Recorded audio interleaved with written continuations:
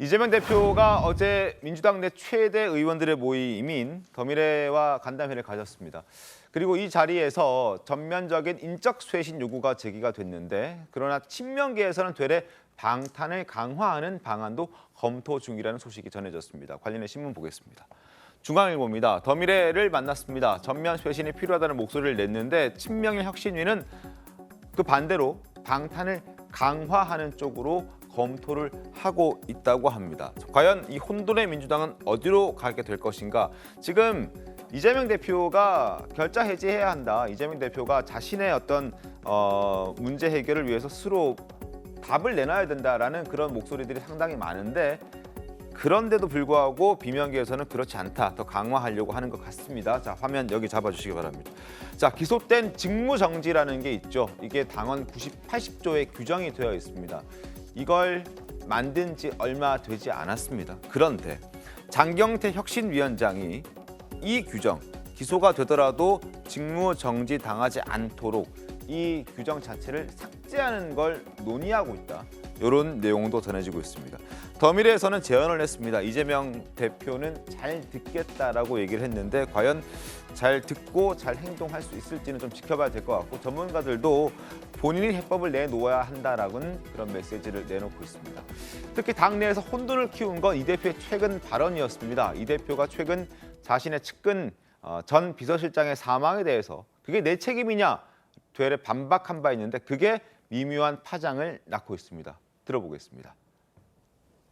이게 검찰의 과도한 압박 수사 때문에 생긴 일이지 이재명 때문입니까? 수사 당하는 게 제 잘못입니까? 검찰 탓이 왜 이재명 탓이냐, 이 말씀에 대해서는 어쨌든 자신의 의혹과 결부돼 가지고 자신의 측근이 어쨌든 극단적인 선택을 한 거라, 이건 객관적으로 드러나는 사실 아니겠습니까? 이 엄중한 현실 앞에서 일단 자신의 부족함을 먼저 고백하고 사과하는 것, 그게 우리가 익숙히 봐왔던 거고 그게 도리인 것 같은데, 뭐 그 부분은 전혀 없이 이제 검찰 탓만 하는 거, 그건 좀 문제 아니냐라는 분위기가 일단 있는 거죠.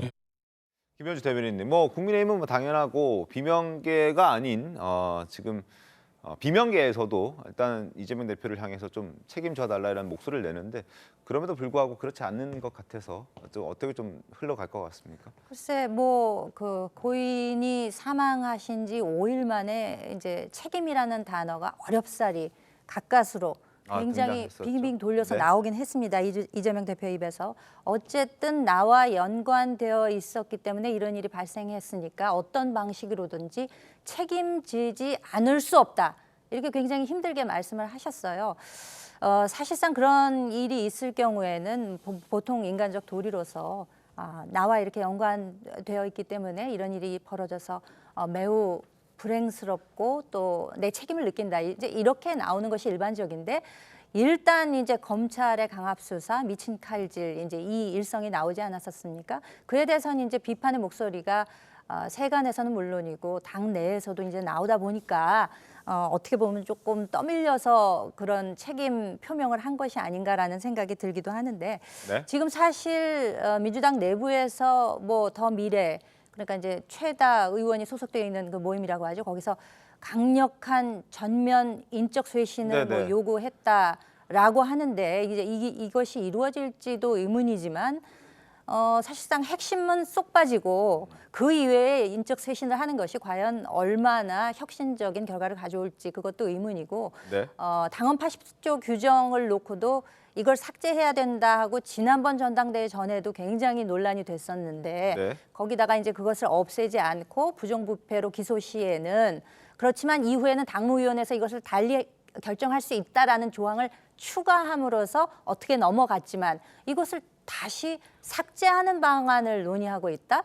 이것은 혁신으로 가는 것과는 정반대 방향으로 나가는 거죠. 방탄만 자꾸 강화하는 것이기 때문에 과연 국민들이 이것을 어떻게 지켜보실지는 의문이 아닐 수 없습니다. 알겠습니다. 그리고 이재명 대표가 강성 지지층들의 어떤 거친 행보를 그만해달라고 목소리를 내고 있는 상황이지만, 최근 들어서 며칠 전에도 목소리를 냈었죠. 그럼에도 불구하고 강성 지지층들은 여전히 자신의 하고 싶은 대로 자신이 하고 싶은 일을 하고 있었습니다. 자, 이재명 집안에 폭탄 그만 던져라.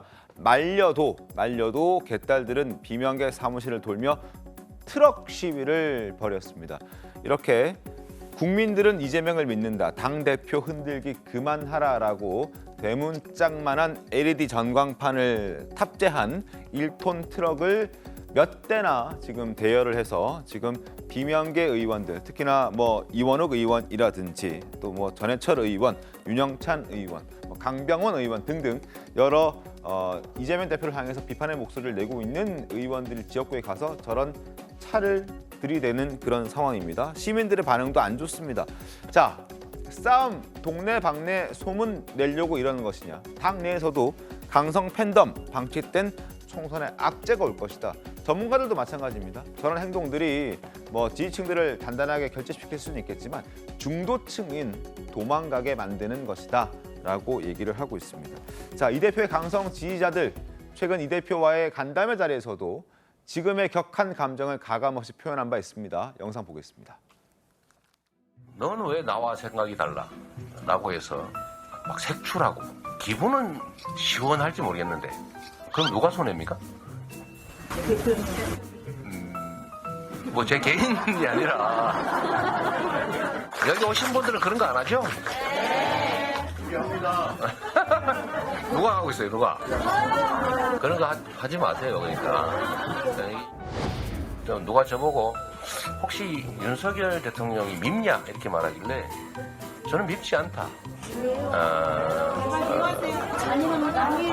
뭐 그러니까 그럴 수 있지만 눈물이 납니다. 눈물이 나요. 우리도 가질만큼 가졌어요. 제가 그 어머니 그런 말씀하신 심정은 모르는 바는 아닌데, 네. 그럼 어떻게 하실 건데? 확 엎어버릴 거예요? 대표님도 힘드시면 힘드시더라고 말씀을 하세요. 우리랑 똑같이.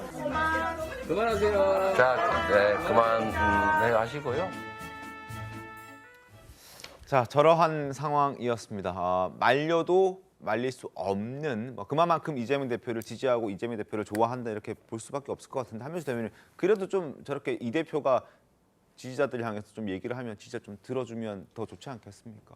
많은 분들이 네. 대표의 진정성을 알고 이제 자제 촉구를 하신 게 벌써 한두 번이 아니거든요. 예. 10여 차례 된 것 같습니다. 네. 그리고 화요일 날도 저도 뭐 현장에 있었으면 2시간 정도 이제 네, 당원 간담회를 했는데 간담회하면서 네. 그 시종 일관 대표는 당을 책임진 사람이 나고 여러분들이 민주당에도 그렇고 나에게도 도움이 되지 않는다. 그러면서 당의 단합과 화합을 해치는 행위는 하지 말아달라. 좀 전에 보셨습니다만 또 거기 오신 당원분들은 또 본인이 말씀을 또 하고 싶어 하시고 참 적극적 열성적이신 분이죠. 그분들 입장도 있을 겁니다. 네. 하지만 대표는 2시간 동안을 계속 그 말씀이 전체 흐름이었어요. 자제해달라. 우리가 차이가 있더라도 내부에서 그러면 안 된다. 밖에 있는 상대가 있지 않느냐 이런 말씀을 했고 그러고 난 다음에 이제 저 트럭 시위가 또 있으니까 어제 같은 경우 또 메시지를 또 냈습니다. 이거 정말 그만해달라. 네. 또 했기 때문에 그리고 이제 이제 온라인상에 이른바 이제 대표가 그제 얘기도 했지만 문재인 대통령을 무슨 뭐 칠적 이런 식으로 네, 표현한 네, 게 네. 있어서 그날도 대표가 아주 강한 어조로 이건 정말 있을 수 없는 일이다. 문 대통령님은 우리 민주당의 큰 중심이고 어른인데 있을 수 없다 했는데요. 그래서 당에서는 이게 아무래도 우리 지지자보다도 뭐 온라인상에 누가 만든지 모르지 않습니까? 네. 그래서 수사 의뢰를 할 방침으로 제가 알고 있습니다. 아직 한 건 아니고 검토 중이다. 뭐 법률에서 검토를 하고 있는데요. 네. 왜냐하면 법적으로 따져봐야 되니까 바로 할 걸로 봅니다. 왜냐하면 있을 수 없는 일이에요. 이거는 그렇기 누군지 때문에 밝혀내야 되니까. 그럼요. 누가 했는지 우리 지지자가 설사 우리 지지자라도 이거는 과한 거죠. 대표가 저렇게까지 얘기하기 때문에 안 했으면 좋겠고요. 이제 우리 지지자들의 마음은 충분히 당원들의 마음은 아는데 우리 민주당과 이 대표를 위해서라도 자제했으면 좋겠다는 말씀드리고 네. 좀 전에 나왔던 이제 뭐 당원 80조 얘기를 간단하게 말씀드리면 그렇습니다. 장경태 혁신위원장이 아침에 입장을 냈는데 이게 아마 혁신위로 그 제안이 뭐 수백 가지가 오지 않습니까? 와가지고 그 중에 온 거는 맞는데 네. 논의되거나 결정된 게 전혀 아니다. 논의 자체가 안 됐다. 그래서 급한 뭐 공천제도랄지 이런 것들 이후에 제안에 온 거에 대해서 전체를 놓고 논의할지 말지 검토를 하겠다는 입장이니까요. 뭐 결정된 게 아닌 게 보도되면서 좀 논란이 되지 않았나 이런 생각이 듭니다. 알겠습니다. 제안이 왔고 검토 중이다. 확정된 것은 아니다. 이런 말씀을 해주셨습니다. 자, 어찌됐든 강성 지지층들 사이에서 돌았던 이른바 수박 칠적 포스터. 앞서도 한민수 대변인께서 출처두고 이런저런 혼란들이 이어지고 있다. 그래서 지금 경찰에 고발해서 이게 누가 만들어냈는지 밝혀내야 된다. 이런 의견들도 더불어민주당 내에서는 있다라고 얘기를 했습니다. 그런데 이 대표는 이건 변복을 입은 사람들이 만들어낸 것이다 평가했습니다. 강성 지지자들 사이에서도 그 가능성이 제기가 됐는데 개혁의 딸들의 목소리 한번 들어보겠습니다. 대선 기간 중에는 사실은 전 남자친구한테까지 전화를 하면서 이재명 좀 뽑아달라. 아, 그랬더니 라는 전 남친이라면서요.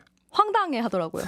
그래서 선거 때문에 전화한 거니? 이래서 맞아. 일부 언론은 극렬 지지자 이런 표현을 쓰잖아요. 네. 이런 표현 딱 접하면 어떤 생각 드세요?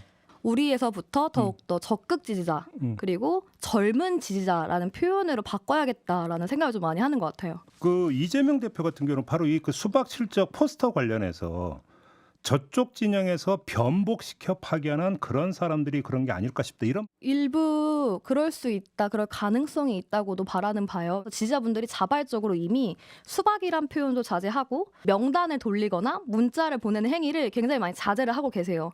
문재인 친문, 그다음 친명 이렇게 가르기 위한 또 정치적 프레임이 아닌가 이런 생각까지 듭니다. 자, 형사 고발 검토하겠다고 얘기가 나온 만큼 결과를 한번 지켜보고 과연 누가 만들었는지, 친명계가 만들었는지 아니면은 다른 측에서 만들었는지 한번 결과를 기다려 보도록 하겠습니다.